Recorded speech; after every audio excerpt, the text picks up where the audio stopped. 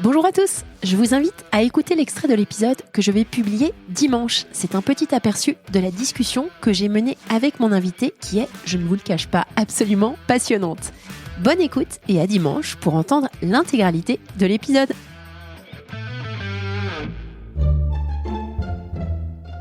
Solène Niederkorn vous propose les hors-séries de Vinscale, un éclairage sur l'innovation dans le monde de la finance, de la banque et de l'assurance.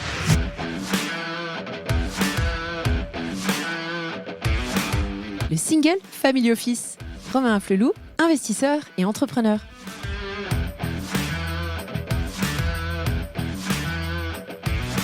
Un single family office, c'est l'envie d'investir. Voilà, des gens ont de l'argent, ils ne savent pas forcément quoi en faire. Jusqu'à un certain moment, on mettait l'argent à la banque. Voilà, jusqu'à encore une dizaine, quinzaine d'années. On continue toujours, mais la réalité, c'est que les gens aujourd'hui ont compris qu'il y avait d'autres opportunités d'investissement. Et donc, notamment la diversification.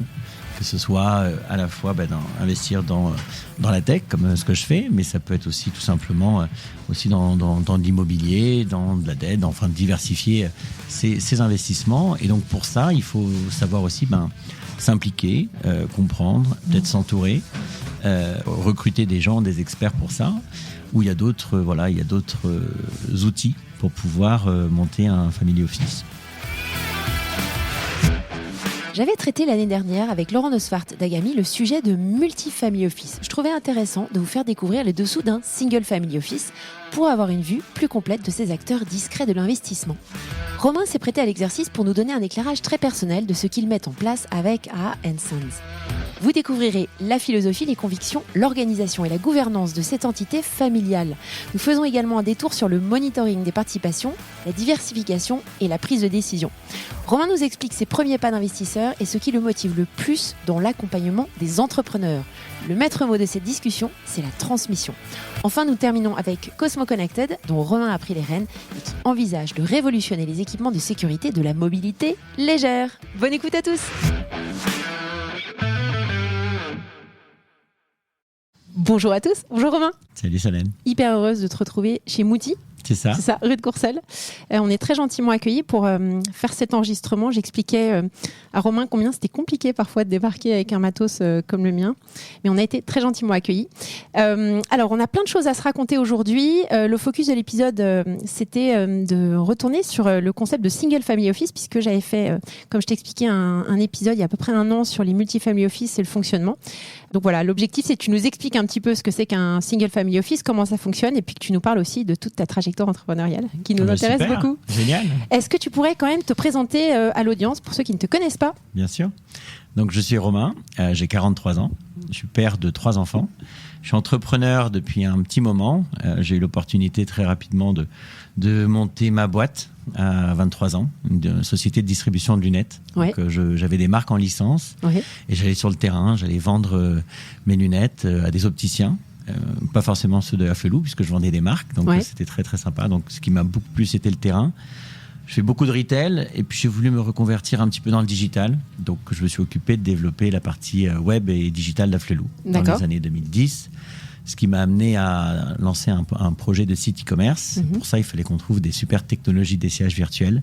Je suis parti à San Francisco trouver une boîte. D'essayage virtuel ? Ouais, tu sais, pour essayer des lunettes depuis chez toi, en fait. Ouais. Et en fait, notre objectif, c'était vraiment d'apporter un rendu quasiment identique à celui que tu peux avoir en magasin. Donc, pour t'assurer que si tu devais acheter une lunette depuis chez toi, ce soit exactement le même rendu que si tu étais en magasin. Et à l'époque, c'était très, très complexe. Donc, aujourd'hui, tu as des filtres Instagram où tu peux te transformer en lapin et je ne sais quoi. Ouais. Mais à l'époque, c'était très, très complexe. Et du coup, j'ai réalisé qu'en fait, avec la technologie, on allait pouvoir simplifier ou changer peut-être le mode de consommation d'achat de lunettes et que ça pourrait peut-être changer énormément de choses sur la partie optique. Et donc, très rapidement, je me suis passionné pour la tech. J'ai un ami qui a un fonds à New York, le fonds s'appelle Red Sea Venture. Et son objectif, c'était d'être le premier investisseur dans des projets. Donc, du coup, il crée une vraie relation avec les fondateurs. Donc, en précide à chaque fois ? En précide, exactement. Et en fait, ça m'a donné l'envie de rencontrer des startups. Parce qu'il y a une dizaine d'années, j'avais pas forcément cette image de. On disait que c'était un petit peu élitiste, qu'il fallait sortir des grandes écoles pour monter sa start-up, et en fait pas du tout. Ouais. Donc je suis rentré à Paris, j'ai fait un petit peu le tour de pas mal de start-up, d'incubateurs, de pépinières. Et je me suis rendu compte qu'en fait, c'était souvent une association de personnes qui avaient peut-être 10 ou 15 ans d'expérience, qui s'associaient avec quelqu'un de plus jeune et qui avait une envie de changer un petit peu un modèle, une industrie, etc. Donc j'ai investi en tant qu'angel. D'accord. Comme j'étais un petit peu curieux, je n'étais pas forcément expert dans beaucoup de choses, mais j'avais envie de comprendre un petit peu dans quel monde on allait évoluer, et surtout par le biais de la technologie, comment on allait mieux manger, mieux payer, mieux se déplacer, donc diversifier un petit peu mes investissements, en essayant d'aider, si je pouvais, les fondateurs, et en essayant d'utiliser peut-être aussi un écosystème, de créer un écosystème, et c'est ce qui m'a amené à diversifier, à investir dans quelques projets. Et puis par la suite, j'ai eu l'opportunité de continuer les investissements pour la famille. Donc, d'où le sujet du single family office. Et tu es entrepreneur. Parce que là, tu parlais de ta casquette investisseur. En fait, tu as plein de casquettes. Mais si on se cantonne aux deux principales aujourd'hui, investisseur et entrepreneur. Oui, en fait, donc investir, c'est super. Aussi, hein. J'ai toujours su au fond de moi que j'aurais envie de monter aussi un projet qui serait un petit peu mon projet de vie. Ouais. Et effectivement, j'ai monté une start-up qui s'appelle Cosmo Connected, qui développe des solutions de sécurité pour les cyclistes, pour les motards, mais je t'en parlerai un petit peu plus tard. Tout à fait. Alors, tu l'as dit, l'objectif, je l'ai dit aussi en intro, c'était de parler des single family office. Est-ce que tu pourrais venir sur ta définition de ce que c'est qu'est-ce que c'est qu'un single family office et comment ça fonctionne ? Écoute, je pense qu'un single family office, c'est l'envie d'investir, d'avoir, on a des gens de l'argent, ils savent pas forcément quoi en faire. Jusqu'à un certain moment, on mettait l'argent à la banque, jusqu'à encore une quinzaine d'années. Ouais. On continue toujours, mais la réalité, c'est que les gens aujourd'hui ont compris qu'il y avait d'autres opportunités d'investissement. Vous venez d'entendre un extrait de l'épisode que je vais publier dans quelques jours. Alors ne restez pas trop loin de votre plateforme de podcast pour pouvoir profiter de tout l'enregistrement.